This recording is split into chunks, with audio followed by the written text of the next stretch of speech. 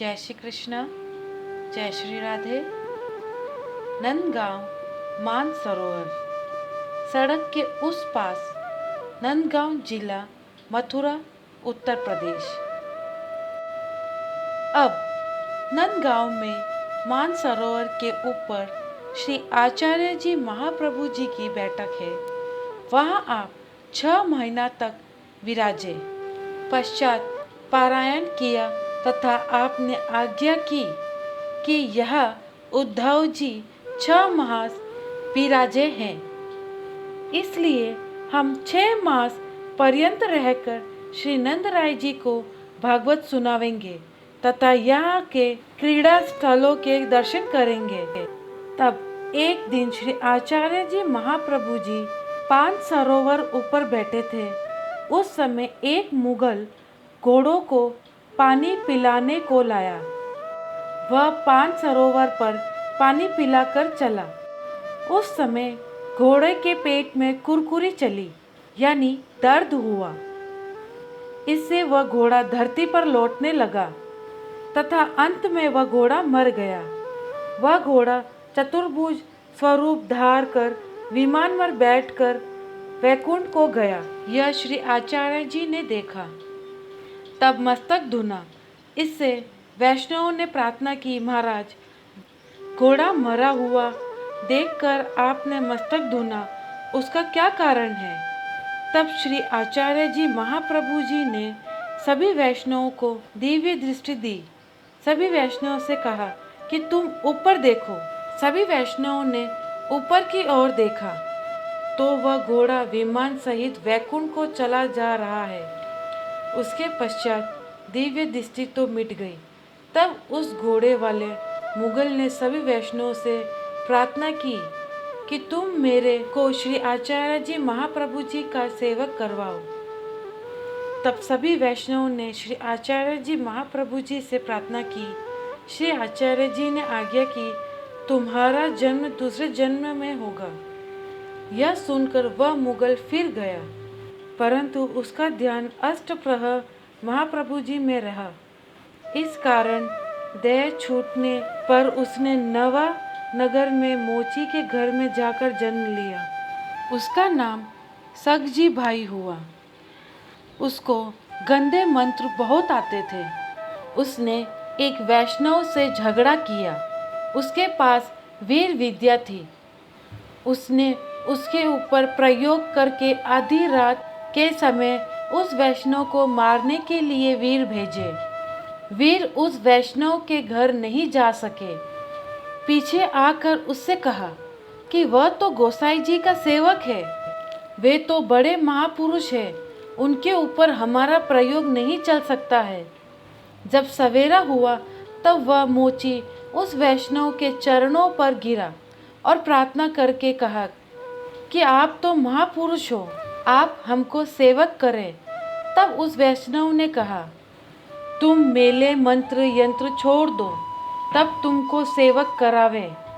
उस मोची ने सब मेले मंत्र यंत्र छोड़ दिए। कितने दिनों पीछे श्री गोसाई जी द्वारका जी पधारे। तब नवानगर के सभी वैष्णवों ने प्रार्थना की, महाराज, इस पर कृपा कर शरण लो। आपने आज्ञा की, इसके अंगीकार करने के लिए तो हम यहाँ पधारे हैं। तब श्री गोसाई जी ने उस मोची को नाम देकर ब्रह्म समन करवाया।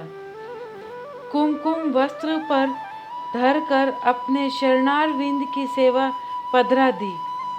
वह उस दिन से धोती उपरना पहनने लगा और बड़ी अपरस में सेवा करता था। वहाँ के ब्राह्मण थे, वे सब उससे ईर्ष्या करने लगे। वहाँ का राजा जामंतक मोची था। वे सब ब्राह्मण उसके पास जाकर पुकार करने लगे, हे राजा, सुनो, यहाँ एक अति शूद्र रहता है, वह एक ब्राह्मण की तरह रहता है। यह सुनकर उस राजा ने उस मोची को बुलाया और पूछा, तुम ब्राह्मण की तरह क्यों रहता है? तब उस मोची ने कहा कि मेरे को श्री गोसाई जी ने अपना सेवक करके ब्राह्मण किया है। राजा यह सुनकर बहुत प्रसन्न हुआ और कहने लगा कि ब्राह्मण भ्रष्ट हो जावे तो शुद्ध हो जाता है, किंतु कहीं शूद्र भी ब्राह्मण हुआ है। दूध से छाछ तो होती है, परंतु कहीं छाछ से दूध हुआ है। तब सखजी भाई ने कहा कि राजा जी, छाछ में से दूध हो जाए तो आप मानेंगे? राजा ने कहा कि यह बात तो अच्छी है। उसके पीछे राजा ने छाछ की चपटियाँ भरवा कर मंगवाई। उस समय सारी सभा इकट्ठी हुई बैठी थी। सभी ब्राह्मण बैठे थे। छाछ की चपटियाँ सभा के बीच में रखी थी। तब सखजी भाई ने सब सभा को देखते हुए कहा कि मेरे को श्री गोसाई जी ने ब्रह्म सम्मन करवा के ब्राह्मण किया है। 100 छाछ से दूध हो जाना। अगर मैं मोची का मोची हूँ तो छाछ की छाछ रहना। उसके पीछे मटके को खोलकर देखा तो छाछ से दूध अलग हो गया है। तब जामंतक, मोची तथा सब ब्राह्मण चकित हो गए। तब सभी ने प्रमाणित किया कि श्री गोसाई जी के ब्रह्म संबंध का बड़ा प्रभाव है।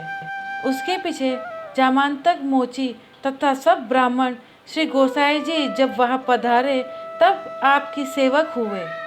इसके बाद वे सभी आपसे सेवा करने लगे। तब उस मोची को कोई भी नहीं टोकता था, क्योंकि राजा का प्रमाण उसे हो गया। वह केशव दास तथा गोविंद दास दोनों भाई सारस्वत ब्राह्मण थे।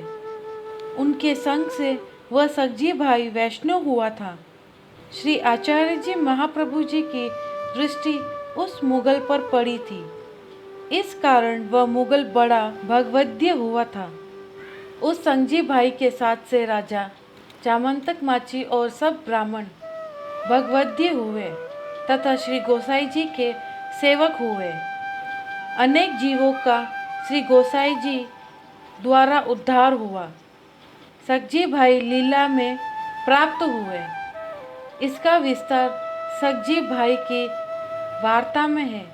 इस कारण यह संक्षेप में वर्णन है।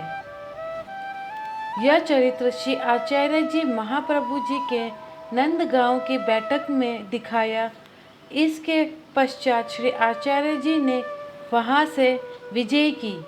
वहाँ से करहला, अंजनोखरी, पिसाया, खिद्रावन होते हुए जावट पधारे। वहाँ से आपके किलावन पधारे। नंदगांव की बैठक का चरित्र समाप्त।